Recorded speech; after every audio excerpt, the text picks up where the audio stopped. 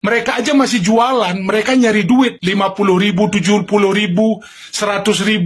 Gimana ceritanya mereka kemudian ketemu orang di jalan dikasih uang 50 juta, 100 juta. Ya, kalian mikir aja mereka aja masih nyari duit gitu loh. Perbincangan soal konten berbagi kembali memanas setelah seorang netizen yang budiman dengan akun @putu_suryawan2 menyoroti pola yang selama ini melekat pada Willy Salim. Dalam unggahannya, ia menilai narasi bantuan sosial yang ditampilkan di media sosial sulit dilepaskan dari skema bisnis konten. Menurutnya, aksi berbagi yang terus berulang dan bertahan bertahun-tahun mustahil berjalan tanpa adanya perputaran keuntungan. Ia menekankan bahwa publik perlu memahami perbedaan antara kebaikan personal yang bersifat privat dengan produksi konten yang sengaja dikemas demi traffic, popularitas, dan pemasukan dari berbagai platform digital.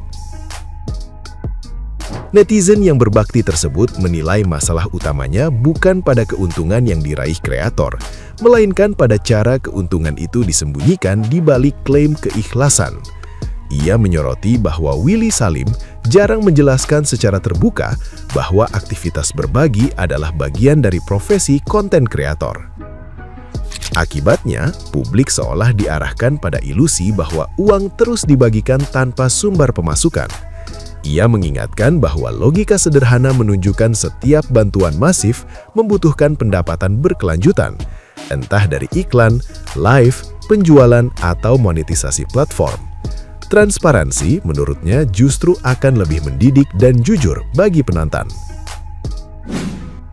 Konten settingan. Untuk saya pribadi, saya sudah dari dulu sudah tahu bahwa ini pasti konten settingan. Ya, kenapa saya tahu konten settingan? Karena tidak mungkin mereka tidak dapat untung. Kalau orang-orang yang nolong-nolong tersebut tidak dapat untung, pasti mereka tidak akan lanjut lagi bikin konten. Karena uangnya sudah habis. Tapi karena uangnya masih muter, mereka dapat untung. Makanya konten mereka selalu bertahan. Bahkan sampai bertahun-tahun gitu loh. Jadi mereka dapat untung dari konten-konten itu. Ya, saya tidak masalah mereka dapat untung dari konten-konten itu. Tapi yang tidak saya suka, mereka selalu bilang kami tidak settingan, kami ikhlas menolong. Itu yang saya tidak suka. Mereka ngakunya tidak settingan dan ikhlas. Itu yang tidak saya suka gitu loh. Kalau mereka jujur bilang, oh ini reality show, kami juga dapat, kan enak. Tapi mereka nggak mau jujur gitu loh. Itu yang saya tidak suka. Ya, dari dulu saya memang tidak suka konten yang kayak Willy Salim, yang terlalu nolong-nolong kayak Nopi Pratiwi. Ya, karena bagi saya itu mereka tidak tulus, tidak ikhlas. Kenapa saya bilang mereka tidak ikhlas? Kalau mereka ikhlas, kalian tidak akan kenal dengan mereka. Kok tidak kenal, Bang? Ya, karena mereka ikhlas. Karena mereka ikhlas, mereka tidak akan videokan kebaikannya. Karena mereka tidak videokan kebaikannya, kalian tidak kenal dengan mereka. Jadi kalau mereka ikhlas, kalian belum tentu kenal dengan mereka. Kalian selalu nonton, oh itu Nopi Pratiwi, oh itu Willy Salim yang baik nolong itu ya. Makanya kalian kenal, divideokan terus gitu loh. Ya. Nah, yang ketiga, kalau kalian punya anak dan kalian ingin anak kalian seperti Willy Salim dan Nopi Pratiwi yang selalu berbagi, tidak akan bisa. Karena mereka tidak pernah ngomong, oh kami ini konten kreator dapat uang dari media sosial. Mereka nggak pernah ngomong. Pas mereka gajian dari FB Pro, dari YouTube, mereka diam. Tapi pas mereka berbagi uang, selalu dipamerkan, ditunjukkan. Jadi kesannya mereka itu hanya selalu memberi gitu loh, tidak dapat. Pas mereka digaji oleh YouTube, digaji oleh Facebook, mereka diam. Tapi pas mereka memberi, selalu divideokan. Jadi kalau kalian punya anak, ingin seperti Nopi Pratiwi atau Willy Salim, tapi tidak jadi konten kreator, hanya keluarin duit terus, tidak akan bisa gitu loh. Ya, tidak akan bisa. Karena harus jadi konten kreator. Mereka harus bilang, kalian mau jadi aku jadi konten kreator ya, tapi temanya nolong orang lain, harusnya begitu. Ya, kalian pakai logika saja ya. Mereka itu kan masih suka live, masih suka jualan gitu loh. Ya, baik di TikTok, di YouTube, di Instagram, bahkan di FB Pro ada yang masih ciduk-cidukan. Mereka itu aja masih suka jualan gitu loh. Kadang dapat 50.000, 100.000, 70.000. Ayo guys, dibeli barangnya guys. Mereka aja masih jualan. Mereka nyari duit 50.000, 70.000, 100.000. Gimana ceritanya mereka kemudian ketemu orang di jalan dikasih uang 50 juta, 100 juta. Ya, kalian mikir aja mereka aja masih nyari duit gitu loh. Ya, kemudian ada yang bilang, tapi kalau Mbak Nopi Pratiwi tulus Bang.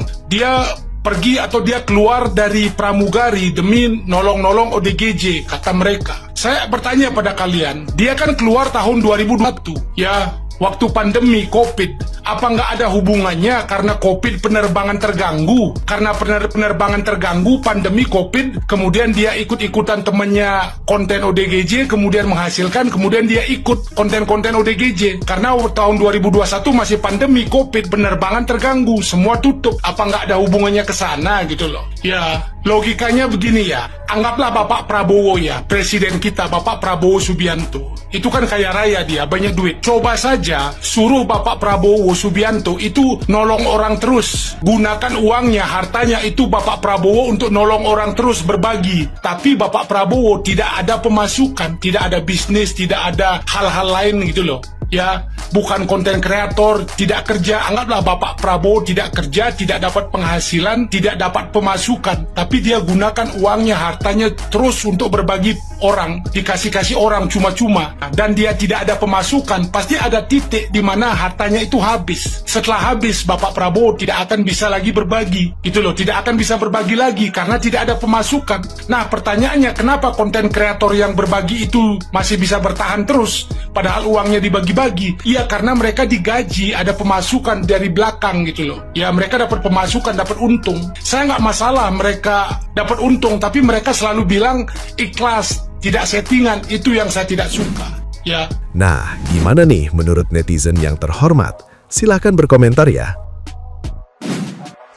Willy Salim konten bagi-baginya dibilang settingan, sampai diporsir sama Bang Densu tanya. Dalam hati gue, ya Allah, coba dengerin kata orang yang benar-benar tulus mensupport, mendukung, mengingatkan ke adminnya, DM ke Willy Salim. Bahkan waktu diundang gue bilang, tapi nggak di-upload. Kadang-kadang yang tulus diabaikan, tapi yang nggak tulus dibangga-banggakan.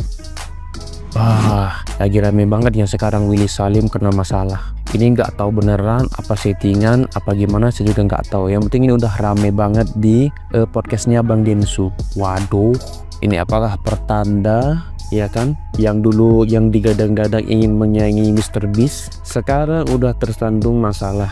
Ngeri juga ya, kalau emang orang lagi di atas tuh emang gampang banget diseleding dan gampang jatuhnya. Katanya udah banyak juga korbannya yang ditipu oleh Willy Salim nih. Ternyata ada juga yang berani speak up di podcastnya Bang Densu. Kalau kayak gini kan ya emang kita tuh dibodoh-bodohin sama Willy Salim. Ya nggak nyangka juga sih, mukanya kan muka-muka polos kan. Ya kita nih sebagai penontonnya, penikmat videonya, dia nonton, kita tuh dibodoh-bodohi. Tuh banyak tuh di podcastnya Bang Densu, coba diliatin deh kalau nggak percaya. Banyak yang speak up juga, katanya ada yang top up lah sampai 7 juta, ada yang sampai berapa 18 juta untuk ngedapetin HP iPhone, ada juga yang hadiah motor. Waduh, mungkin bisa dibilang juga trik-triknya dia untuk ningkatin follower, ningkatin views, dan katanya dulu ingin nyanyiin Mr. Beast. Ternyata dan saya lihat teman-temannya banyak juga yang unfollow akunnya Willy Salim. Gampang banget sih kalau orang udah di atas, untuk jatuh itu gampang banget. Ya, nggak tahu juga kebenarannya tuh masih belum jelas juga. Tapi yang terpenting udah banyak yang speak up, udah banyak yang ngebocorin gitu kan. Bangun tidur udah dihebohin dengan berita viral Willy Salim yang katanya settingan. Kalau gua ada dua perspektif bro mengenai konten kreator. Yang pertama, memang hampir 80% konten kreator itu settingan. Sudah jelas, artinya settingan itu adalah diatur. Ya memang diatur, aneh. Yang kedua, dilihat dari konteksnya pada tahun 2022, dia itu mengembalikan uangnya. Uangnya yang 2 juta bukan diminta oleh timnya atau diminta lagi oleh Willy Salim, tapi yang dapat uang itu mengembalikan. Nah itu poin. Kemudian yang ketiga, bukan saya pendukung Willy Salim, bukan, tapi lihat sisi kebaikannya dari konten yang sekian banyak yang sudah dia buat, berapa impact yang sudah berpengaruh ke masyarakat. Contoh, bantuan untuk masyarakat Palestina, kemudian bantuan untuk korban Sumatera, kemudian bantuan untuk masjid-masjid yang ada di Indonesia, kemudian bantuan kepada orang-orang yang sudah diberikan umroh. Ya wajar bro, kalau dia nyari keuntungan dari jualan. Akan tetapi, lebih baik lagi Willy Salim memberikan keterangan atau memberikan klarifikasi supaya berita ini tidak mencuap, sehingga opini-opini publik bahwa semua konten ini adalah settingan.